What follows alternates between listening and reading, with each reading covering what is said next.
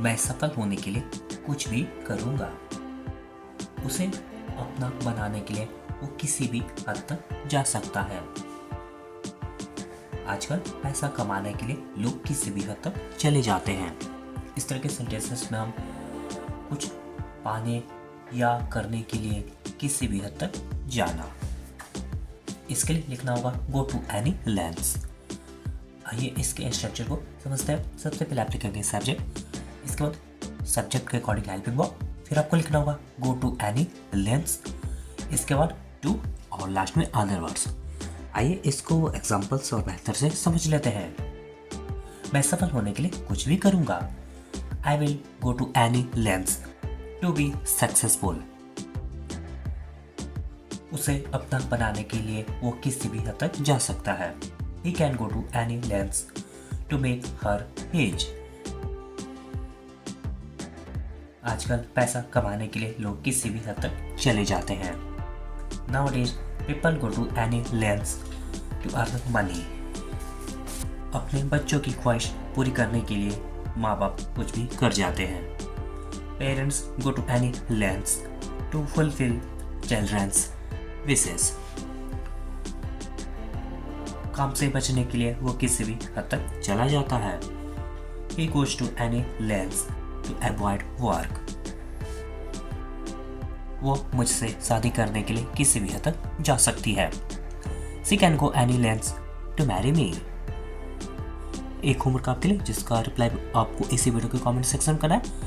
मैं अंग्रेजी सीखने के लिए कुछ भी कर जाऊंगा। मुझे तो विश्वास ही नहीं हो रहा है कि ये सच है। मुझे तो विश्वास ही नहीं हो रहा है कि ऐसा कुछ हुआ है। मुझे तो विश्वास ही नहीं हो रहा कि तुम उसके साथ मिले हुए हो। इस तरह के सेंटेंसेस में हम मुझे तो विश्वास ही नहीं हो रहा ऐसा बोल रहे हैं। इसके लिए लिखना होगा it's hard to believe me.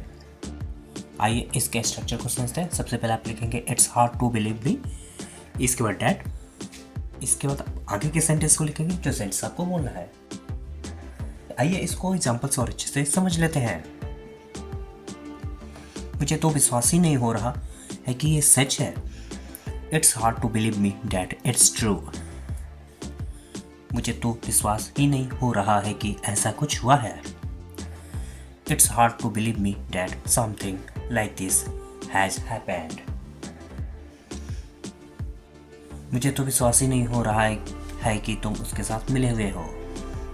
It's hard to believe me that you are conspired with him। मुझे तो विश्वास ही नहीं हो रहा है कि तुम ऐसा करोगे। It's hard to believe me that you would do such।